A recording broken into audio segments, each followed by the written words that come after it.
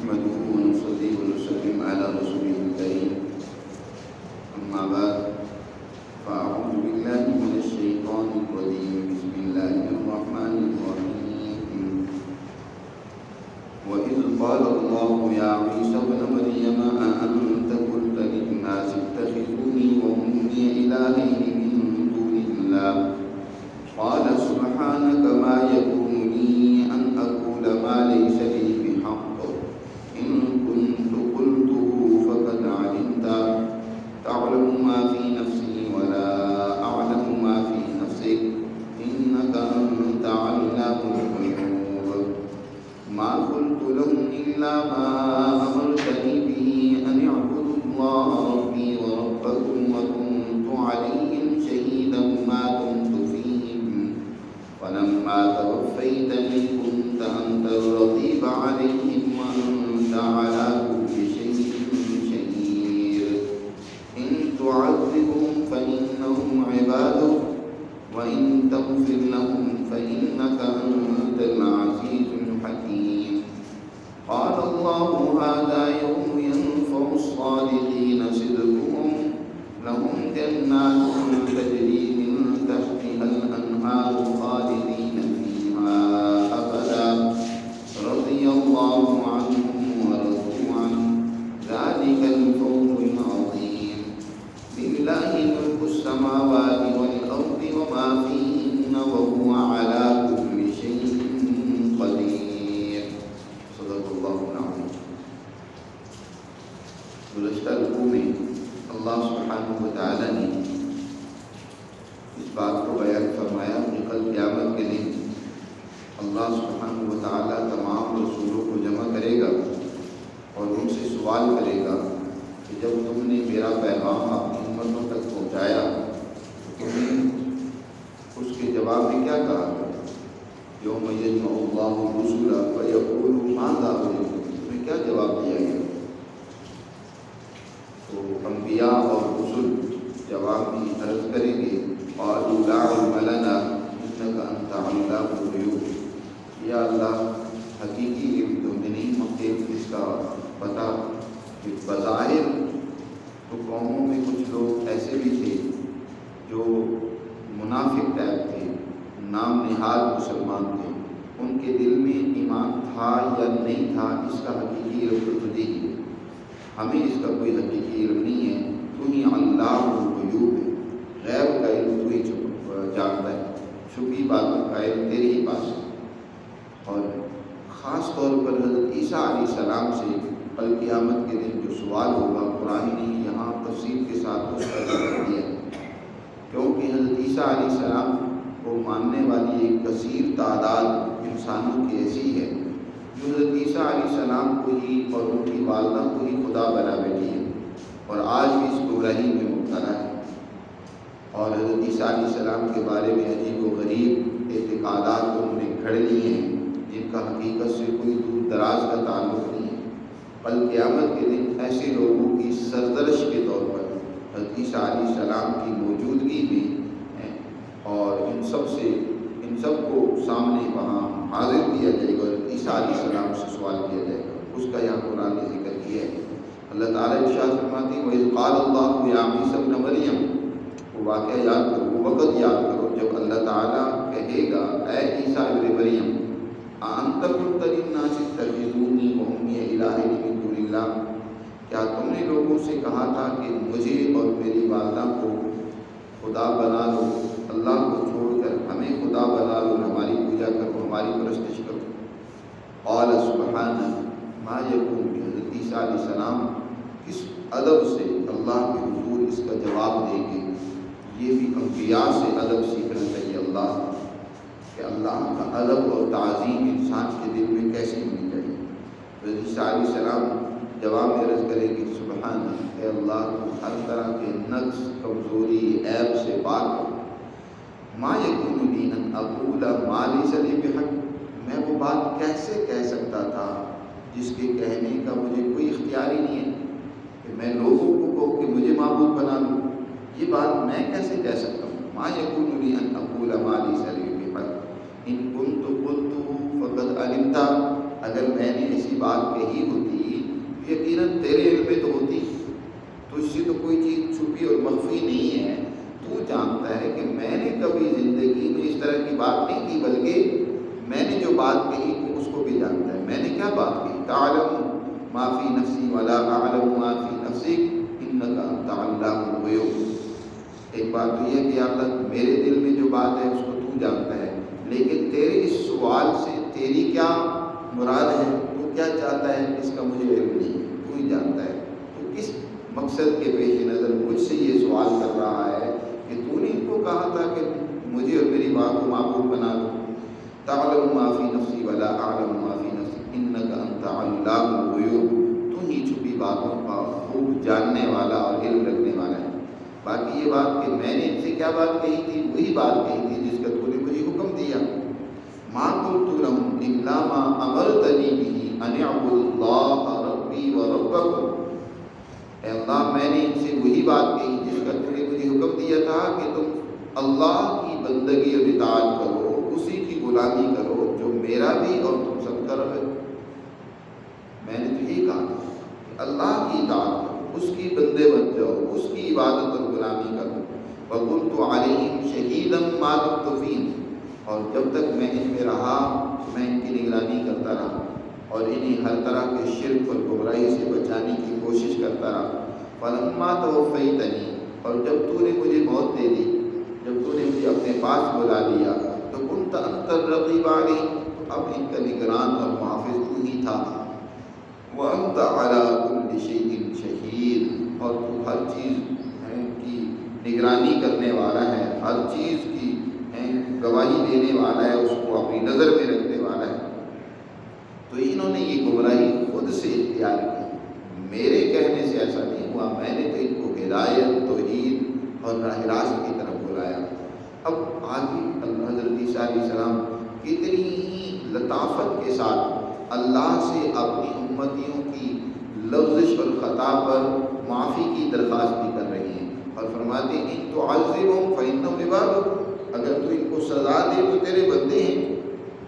تیرے بندے ہیں، تو ہی ان کا رب ہے، سزا دے تو حق بنتا ہے تیرا سزا دینا، لیکن وَإِن تَغْفِرْ لَهُمْ فَإِنَّكَ أَنْتَ الْعَزِيزُ الْحَكِيمُ، اور اگر تو انہیں معاف کر دے تو بے شک تو غالب ہے، حکمت و دانائی کا مالک ہے، کوئی تجھ سے پوچھ نہیں سکتا انہیں کیوں معاف کر دیا گیا، تو معاف کرنے کی پوری طاقت و قوت رکھتا ہے اور تجھ سے کوئی نہیں سوال کر سکتا۔ اللہ تعالیٰ حضرت عیسیٰ علیہ السلام کے اس جواب میں فرمائے گا قال اللہ وَهَذَا يَوْمُ يَنفَعُ الصَّادِقِينَ صِدْقُهُمْ، کہ اے عیسیٰ یہ وہ دن ہے جس دن سچوں کو ان کا سچ فائدہ دے گا، جنہوں نے دنیا میں سچ بولا اور سچ کر کے دکھلایا، سچائی کی پیروی کی اور سچائی کو قبول کیا، آج ان کو ان کا وہ سچ نفع دے گا، فائدہ پہنچائے گا۔ اس سورہ معاہدہ کا آغاز کیونکہ اسی ہوا تھا کہ اے ایمان والو اللہ سے کی ہوئے معاہدے پورا کرو، آپس میں کی ہوئے معاہدات کو پورا کرو۔ تو اب جنہوں نے معاہدے کیے اور ان معاہدات کو پورا کرنے میں پوری سچائی اور دیانتداری کا مظاہرہ کیا، دنیا میں چاہے ان کو وقتی نقصان بھی ہوا لیکن انہوں نے کسی معاہدے کو توڑا نہیں، اس کی خلاف ورزی نہیں کی، وہ سچے ثابت ہوئے اس معاہدے کے پورا کرنے میں، ایسے لوگوں کو ان کا سچ آج فائدہ پہنچائے گا۔ اور جنہوں نے وقتی مفادات کی خاطر سچائی کو جھٹلا دیا، معاہدات کو توڑ دیا، پس پش ڈال دیا، جھوٹے ثابت ہوئے ان معاہدات کے پورا کرنے کے حوالے سے، تو ایسے لوگوں کو اللہ تعالیٰ سخت سزا بھی دے گا، ان کا جھوٹ انہیں نقصان پہنچائے گا۔ جنہوں نے یہ گویا کہ سورت کا آغاز اور اس کا اختتام دونوں آپس میں مربوط ہو گئے، ایک مضمون جس سے آغاز کیا گیا تھا کہ آپس کے کیے ہوئے معاہدات ہوں یا اللہ سے کی ہوا معاہدہ ہو اس کو پورا کرو، تو قرآن نے اخیر میں فرمایا کہ جنہوں نے اپنے اس معاہدے کی تکمیل میں سچائی کا مظاہرہ کیا ان کو سچ بھی بولنا، سچ پر عمل کرنا، سچائی کے ساتھ زندگی گزارنا ان کو فائدہ پہنچائے گا۔ نبی کریم صلی اللہ علیہ وسلم نے ارشاد فرمایا سچ بولنا انسان کو انجام کا فائدہ پہنچاتا ہے، چاہے وقتی طور پر اسے نقصان ہی کیوں نہ ہو رہا ہو۔ الصدق ینجی والکذب یہلک، جھوٹ انسان کو ہلاک کرتا ہے، برباد کرتا ہے، ذلیل و رسوا کرتا ہے۔ وقتی طور پر شاید اس کو کچھ نفع نظر آ رہا ہو، لیکن انجام جھوٹ کا برا ہوتا ہے، دنیا میں بھی اور آخرت میں۔ سچ بولنے کا انجام دنیا میں بھی اچھا ہوتا ہے اور آخرت میں تو ہوگا ہی اچھا۔ اسی کی بنیاد پر اللہ تعالیٰ کامیابی سے امکنان کرے گا۔ فرمایا سچوں کو ان کا سچ فائدہ دے گا، اور ایسے لوگوں کے لیے لہم جنات تجری من تحتہا الانہار، ایسے باغات ہیں جن کے نیچے نہریں چل رہی ہیں، لہذا وہ کبھی خشک ہونے والے نہیں، ہر وقت سرسبز و شاداب رہیں گے،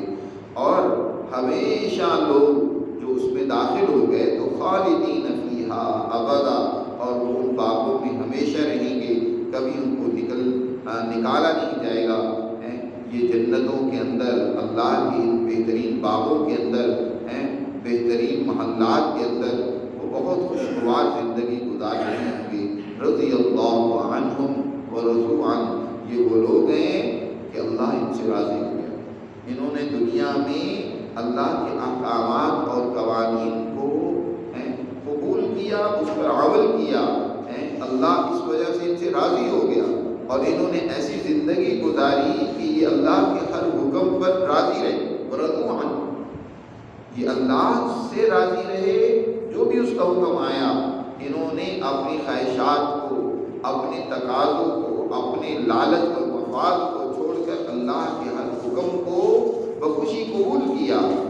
نتیجہ یہ نکلا ہے کہ آج اللہ بھی ان سے راضی ہے۔ ذالک الفوز العظیم، لوگوں سنو یہ بہت بڑی کامیابی ہے، یہی سب سے بڑی کامیابی ہے کہ انسان سے اللہ راضی ہو جائے، اللہ کی خوشنودی کسی کو نصیب ہو جائے۔ اور یہ کس کو نصیب ہوگی؟ یہ اسی کو نصیب ہوگی جس نے دنیا میں اللہ سے راضی رہنے کا فیصلہ کیا، کہ وہ اللہ کے ہر فیصلے پر راضی رہتا ہے۔ انسان دنیا میں یہ سمجھتا ہے کہ یار یہ کام جو اللہ نے حکم دیا ہے یہ میرے لیے بڑا مشکل ہے، یہ میں کیسے کروں۔ بس اوقات آج کل تو ایسے نام نہاد روشن دماغ لوگ ہیں جو اللہ کے فیصلوں پر ہی اعتراضات کر رہے تھے، طرح طرح کی اس میں کیڑے نکالنے کی کوشش کرتے ہیں، اگرچہ اللہ کا کوئی حکم بھی نہ خلاف عقل ہے نہ خلاف فطرت ہے۔ یہ انسان کی اپنی پوری عقل کا غلط فیصلہ ہے کہ اس کی عقل وہاں تک اس کی حقیقت اور حکمت تک رسائی حاصل نہیں کر پاتی،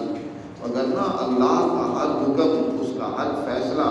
انسان کے لیے جو ہے وہ ایسا ہی ہے جیسے ماں جو ہے اپنے بچے کے لیے، بلکہ اس سے 70 گنا بڑھ کر، کئی گنا بڑھ کر اللہ کی محبت جو بندے سے ہے، اس کے پیش نظر اللہ نے بندوں کو ہدایت اور حکم دیا ہے تاکہ بندوں کی بہتری، ان کی فلاح اور کامیابی،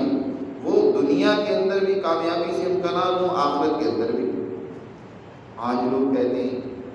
آپ کی حکومتیں کہتی ہیں کہ سود کے بغیر نظام ہمارا نہیں چل سکتا۔ کتنا بڑا جھوٹ اور فراڈ ہے۔ آج بین الاقوامی سطح پر سود کا ایسا غلبہ ہو گیا کہ آپ کے پاکستان کے لوگ بھی کہتے ہیں، حکمران کہتے ہیں کہ اس کے بغیر ہمارا نظام نہیں اب چل سکتا۔ سود پر قرضے لینا، سود پر ساری بینکاری کا سسٹم اور نظام قائم کیا ہوا ہے، یہ جھوٹ ہے، دنیا کا سب سے بڑا جھوٹ ہے۔ جس چیز کی اللہ نے مخالفت کی، جس کو حرام قرار دیا ہے، جس کی ممانعت کی ہے، کہہ رہا کہ اس کے بغیر نظام نہیں چل سکتا، یہ تمہاری پوری عقل ہے، وگرنہ دنیا میں 1200 سال تک مسلمانوں نے سود کے بغیر بہترین نظام چلا کر دکھلایا۔ آج آپ کے معاشرے میں سود کو ایسے پھیلا دیا گیا ہے کہ اس کے اثرات سے کوئی انسان بچ نہیں پا رہا۔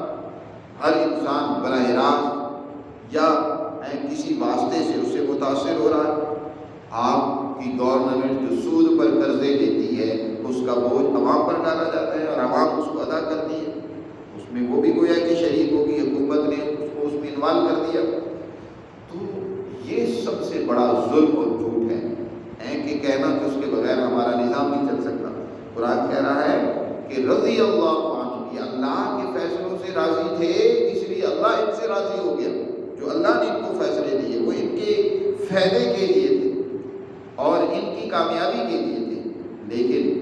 انہوں نے جب اس میں رضا کا اعلان کیا، عملاً اس پہ سے مطمئن رہے، اس کے مطابق انہوں نے زندگیاں گزاری، تو نتیجہ یہ نکلا کہ اللہ بھی ان سے راضی ہو گیا۔ اور یہی سب سے بڑی کامیابی کا راز ہے، ذالک الفوز العظیم۔ کامیاب ہونا ہے تو اس کا یہی طریقہ کار ہے۔